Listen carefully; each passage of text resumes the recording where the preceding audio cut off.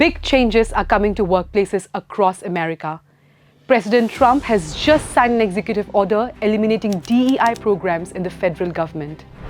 But what does this mean for HR leaders in private companies? Should businesses follow suit, or will this decision create new challenges in hiring, compliance, and workplace culture? Stick around, because in this video, we are breaking down Trump's DEI ban, its impact on businesses, and what HR professionals need to do next. Let's start with the basics. On January 20, 2025, President Trump signed an executive order that completely revokes all diversity, equity, inclusion, and accessibility, also known as DEIA programs in the federal workforce. This means all federal DEI programs and positions are eliminated. Example, Chief Diversity Officers in government agencies. Federal hiring and promotions must now be merit-based with no DEI considerations.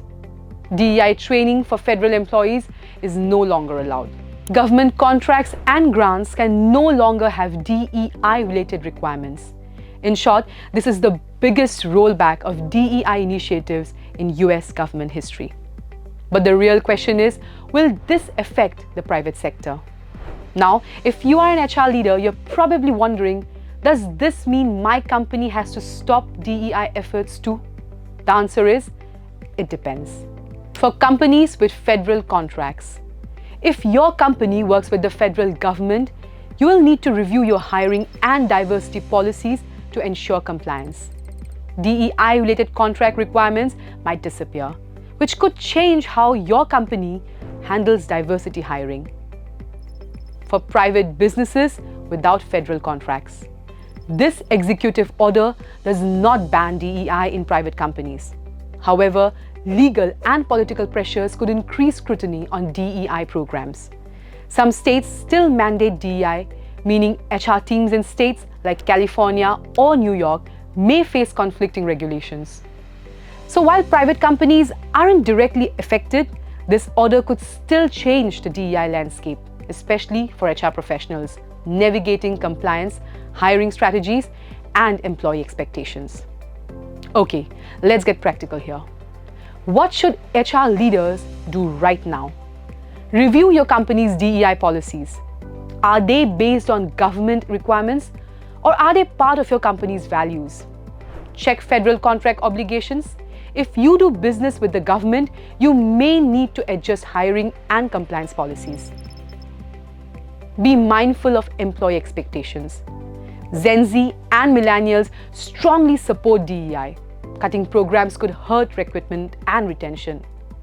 Align with state laws. Some states still require DEI efforts, so HR must balance federal and state compliance. Reframe DEI initiatives. Instead of labeling programs as DEI, companies may focus on inclusive leadership, talent development, and workplace culture. The key takeaway here: HR teams need to balance compliance with maintaining a workplace that attracts top talent and fosters innovation. Some companies may voluntarily cut DEI programs to avoid controversy. Others will double down, especially those with global operations or ESG, environmental social governance goals. Legal battles could shape what's allowed moving forward. As an HR leader, it's important to stay informed, flexible, and prepared for ongoing changes.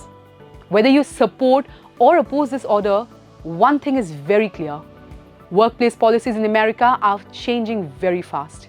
If you are in HR, now is the time to strategize, communicate with leadership, and ensure your company is prepared for the future. What do you think?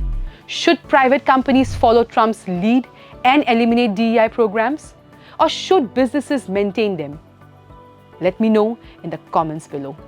Don't forget to like, share, subscribe, and hit the notification bell for more updates on workplace policies and HR trends.